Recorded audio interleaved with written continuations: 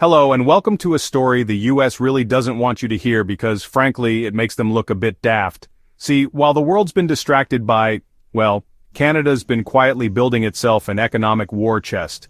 We're talking 18 massive projects in mining, energy, and infrastructure, the kind that could make a country a global player, not just America's hat.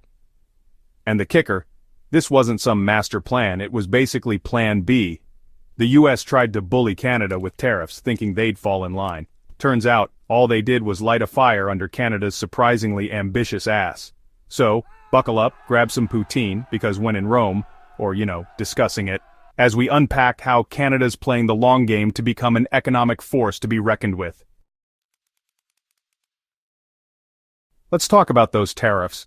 In 2018, the Trump administration, in their infinite wisdom, decided to slap tariffs on Canadian steel and aluminum. The logic?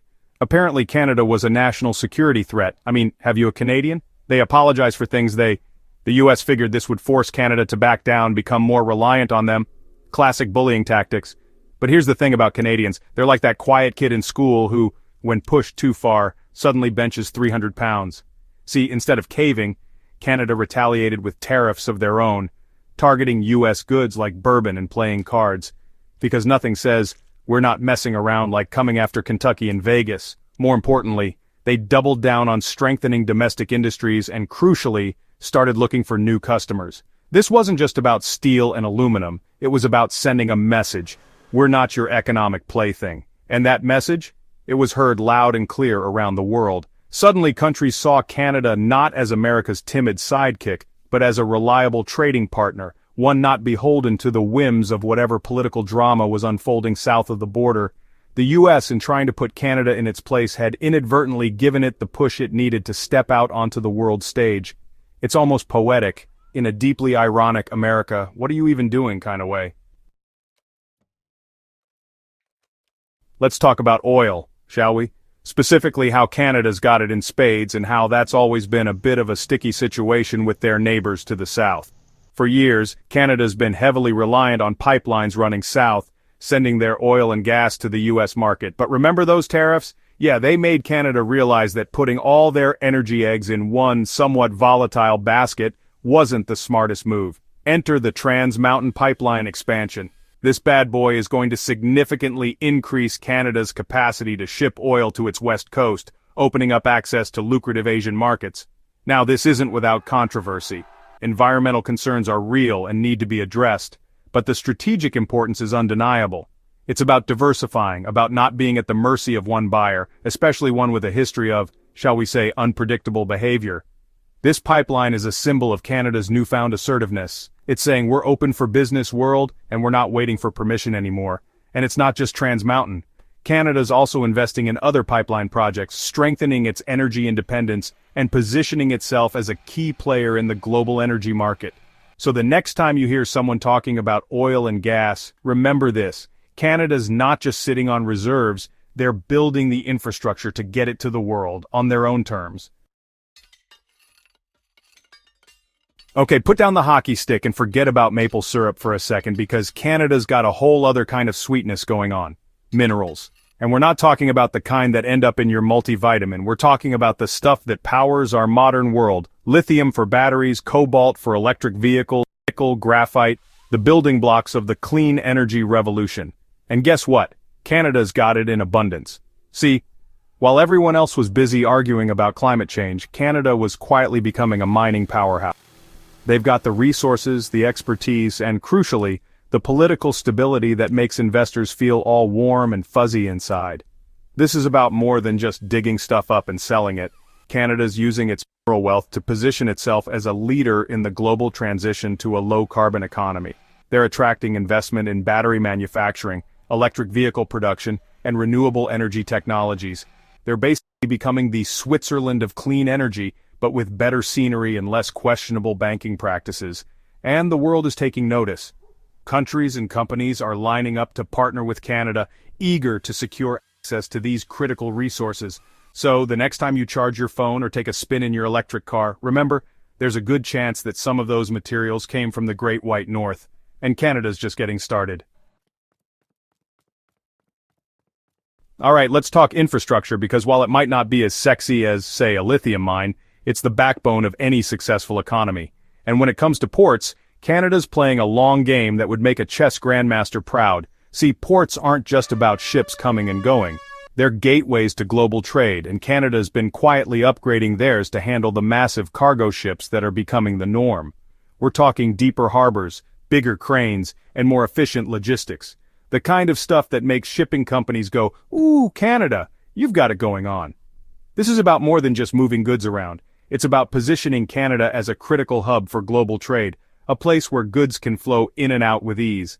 And in a world where supply chains are becoming increasingly complex and fragile, reliability is a valuable commodity. Canada's ports are also strategically located, with access to both the Atlantic and Pacific Oceans. This gives them a distinct advantage in a world where trade routes are shifting and diversifying. So while other countries are scrambling to catch up, Canada's already one step ahead, quietly building the infrastructure that will allow them to capitalize on the changing global trade landscape. It's a classic Canadian move. Be strategic, be prepared, and let the results speak for themselves. Okay, let's address the elephant in the room, or rather, the moose on the mountaintop. Canada's already a renewable energy giant thanks in part to all that lovely hydropower they've got going on. But here's the thing, they're not stopping there. While some countries are still debating the merits of wind and solar, Canada's been quietly investing in both, diversifying its energy mix and positioning itself as a leader in the global transition to a low-carbon economy. They're not just building wind farms and solar panels, they're also investing in the research and development of new clean energy technologies, because who doesn't love a good bit of innovation? And here's the kicker. Canada's not just doing this for the environment, although that's a nice bonus. They're doing it because they recognize that the future of energy is clean, and they want to be at the forefront of that transition. This is about creating jobs, attracting investment, and securing Canada's place as a global leader in a rapidly changing world.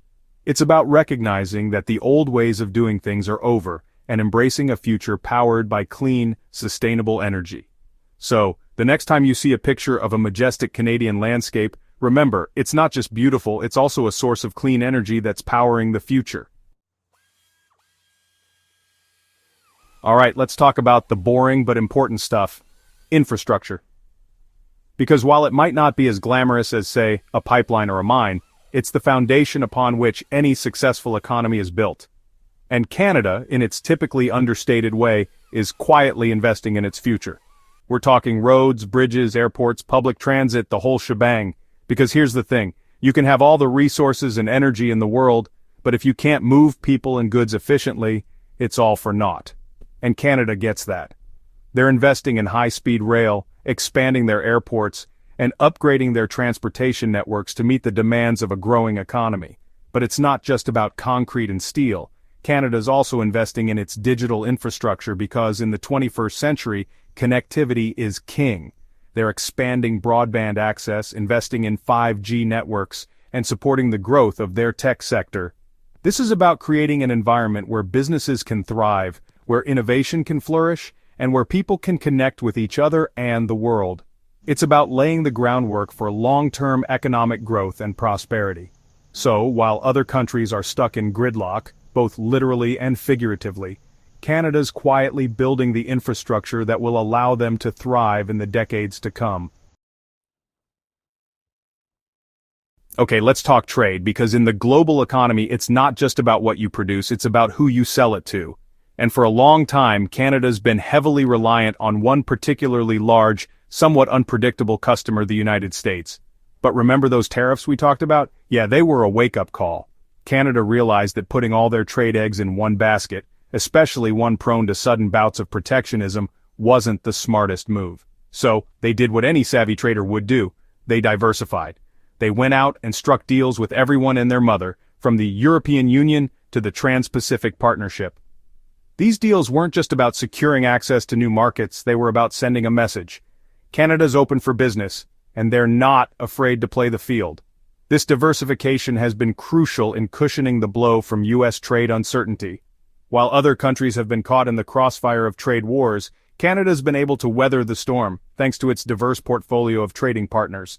So, the next time someone tries to tell you that trade is a zero-sum game, point them to Canada. They're proof that by being open, strategic, and dare we say a little bit ruthless, everyone can win. So, there you have it. Canada land of moose, maple syrup, and surprisingly bold economic moves. They've been quietly building themselves up, taking advantage of opportunities and generally being the kind of quietly competent friend you wish you had. But the question remains, will it work? Can Canada truly shed its image as America's nice but slightly boring neighbor and become a global powerhouse? Or is this all just a bit too ambitious? Let us know what you think in the comments below. And hey, if you're enjoying this unexpected journey into the heart of Canada's economic transformation, be sure to like and subscribe for more. We'll see you next time.